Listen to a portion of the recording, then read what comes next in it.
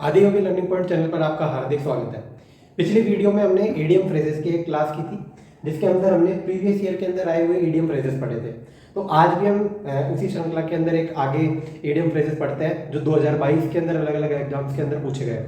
तो चलो शुरू करते हैं। देखो, पहली ईडीएम है रूल ऑफ थंब।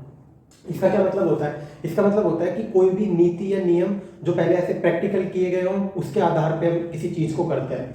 तो उसके लिए हम मीडियम यूज में लेते हैं rule of thumb, A broadly accurate guide based on practice. कि कोई भी प्रैक्टिस के ऊपर कोई चीज पहले की गई हो, फिर वो नियम बनाया गया हो। फिर अगली ईडीएम है Rome was not built in a day. कि रोम जो है वो एक दिन के अंदर नहीं बनाया गया। इस ईडीएम का क्या अर्थ है कि जो भी ग्रेट थिंग्स होती है वो टाइम लेती है। जैसे तैयारी करते हैं तो वो भी टाइम लेती है, अच्छी चीजें हमेशा टाइम लेती है। It takes time to create great things. तो उसके लिए ये वाली ईडीएम होगी।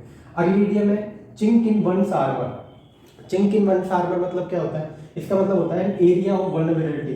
मतलब कि कोई भी जो हमारी कमजोरी होती है, कोई भी जो बुरी चीज होती है, वो वाला जो हमारा फेस होता है, उसके लिए हम ये यूज में लेते हैं। अगला है क्रोकोडाइल टीयर्स। क्रोकोडाइल टीयर्स मतलब कि जो हम बोलते हैं ना कि ये तो मगरमच्छ के आंसू रो रहा है, मतलब सिर्फ दिखावटी पने का जो दुख होता है हमारा, जो असली हंसली वाला नहीं होता, उसके लिए हम यूज में लेते हैं। Expression of sorrow that are insincere. अगला है ड्राई रन। ड्राई रन का मतलब होता है जैसे हम एग्जाम की तैयारी कर रहे हैं, तो तैयारी करने से पहले हम जो मॉक टेस्ट देते हैं, जैसे रिहर्सल करते हैं किसी भी चीज का, कोई प्ले हो, कोई ड्रामा हो या कोई भी एग्जाम हो, तो जो भी रिहर्सल होता है उसके लिए हम ये ईडीएम यूज में लेते हैं dry run, A rehearsal of A performance before the real one.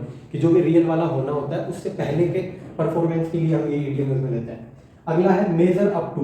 Major up to क्या होता है कि जो भी टू बी गुड इनफ, मतलब कोई भी अनुभवशील व्यक्ति होता है जिसको एक्सपीरियंस होता है पहले का, जो पहले गया होता है, उसके लिए हम लेते हैं जो किसी भी क्षेत्र के अंदर गुड हो या इनफ हो, रीच द लेवल, उसके लिए ये है।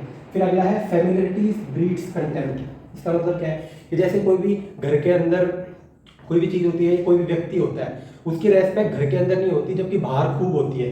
तो जैसे हम हिंदी में भी इसके लिए यूज में लेते हैं घर की मुर्गी दाल बराबर। तो उसी इंग्लिश के अंदर लॉस ऑफ रेस्पेक्ट भी हम कर सकते हैं। फिर अगला है a dime of dozen. A dime of dozen मतलब क्या है? जैसे कोई भी चीज होती है जो वेरी कॉमन होती है, कॉमन होती है और जिसका मूल्य जो प्राइस है वो कोई फिक्स नहीं होती, वो कम भी हो जाती है, कभी ज्यादा भी हो जाती है। जो कोड़ी के दाम बिकती है ना, उसके लिए हम ये यूज में लेते हैं dime of dozen, very common and of no particular value, जिसकी कोई वैल्यू पर्टिकुलर निर्धारित नहीं होती, उसके लिए। अगला है to drive someone up the wall. To drive someone up the wall मतलब कि किसी भी व्यक्ति को दीवार से ऊपर कर देना। जैसे कि कोई भी शांत व्यक्ति है, उसको किसी बात से हम क्रोधित कर देते हैं, तो उसके लिए हम ये यूज में लेते हैं to drive someone up the wall, to make someone very irritated, मतलब किसी को क्रोधित कर देते हैं, उसके लिए। अगला है टू स्पिन वंस व्हील। इसका क्या मतलब है कि जैसे हम कोई काम कर रहे हैं, हम उसके अंदर एफर्ट भी डाल रहे हैं लेकिन कोई रिजल्ट नहीं आ रहा, मतलब हम एक तरीके से हम टाइम वेस्ट कर रहे हैं, तो उसके लिए ये वाली मीडियम यूज में लेते हैं टू मेक नो प्रोग्रेस, कि हमने कोई प्रोग्रेस नहीं करी, डेस्पाइट मेकिंग एन एफर्ट, कि हम एफर्ट भी डाल रहे हैं उसके बावजूद, मतलब समय बर्बाद करना। अगला है at one's elbow. At one's elbow मतलब कि कोई भी चीज जो हमारे सबसे पास में होती है, उसके लिए हम ये ईडीएम यूज में लेते हैं at one's elbow. Next to someone, कि मतलब जो हमारे पास नहीं है उससे रिलेटेड। अगला है loss your touch, lose your touch.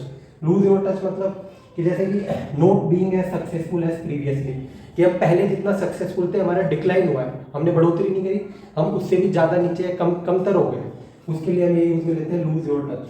आगे है ब्लो अप। ब्लो अप मतलब इसको हम दो तरीके से ले सकते हैं। पहला तो किसी को एंग्री कर दें, किसी को क्रोध दिला दें, और दूसरा to destroy by an explosion, कि हम एक्सप्लोजन के थ्रू से नष्ट कर दें।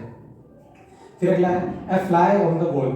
ए फ्लाई ऑन द वॉल जैसे कि कोई मक्खी है, तो मक्खी जो हम मतलब दो लोग हैं, कोई भी इंपॉर्टेंट बात कर रहे हैं और कोई मक्खी आके बैठी हो, तो हमारा मक्खी पे ध्यान नहीं जाता, हमारा ध्यान जाता है उस बात के ऊपर। तो वैसे ही कोई भी जो मतलब कोई भी ऐसी चीज होती है जिसको हम ऑब्जर्व नहीं करते, तो उसके लिए हम यूज में लेते हैं फ्लाई ऑन द वॉल।